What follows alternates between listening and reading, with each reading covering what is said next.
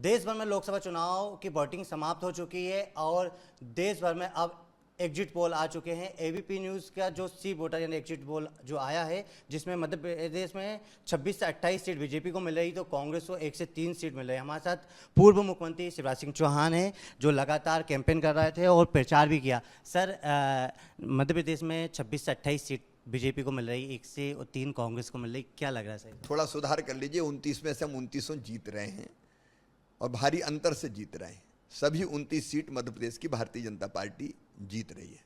Sir, जिस तरह से आप देश भर में प्रचार भी करा, अन्य राज्यों में भी गए, जिस तरह से जो 400 पार का नारा था वो पार करते हुए नहीं दिखाई दे रहा है सर, तो क्या लग रहा है हो पाएगा? 4 तारीख को 400 पार होंगे। 400 पार नारा नहीं, जनता के दिल की आवाज है और विश्वास है श्री नरेंद्र मोदी जी, और इसलिए एनडीए 400 पार करेगा, बीजेपी अकेली 370 क्रॉस करेगी। मध्य प्रदेश में कहाँ लग रही, किस तरह से, क्योंकि कांग्रेस बढ़त बढ़ाती हुई एग्जिट पोल में दिखाई दे रही है, बीजेपी 26 से 28, तो कहीं कमी तो नहीं है? मैं तो फिर कह रहा हूँ कि आपसे कहीं कोई कसर रह गई है।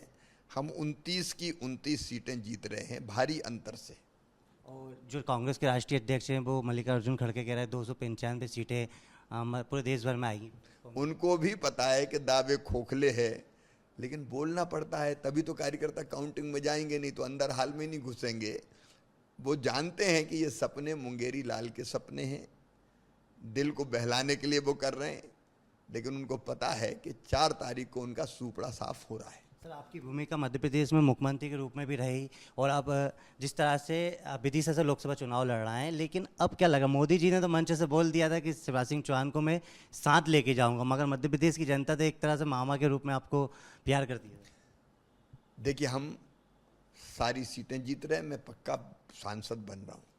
प्रधानमंत्री जी के साथ सांसद के रूप में काम करना भी सौभाग्य का विषय है। हम भारतीय जनता पार्टी के कार्यकर्ता कोई अपना भविष्य नहीं देखते, पार्टी जो काम देती है उस काम को करते हैं।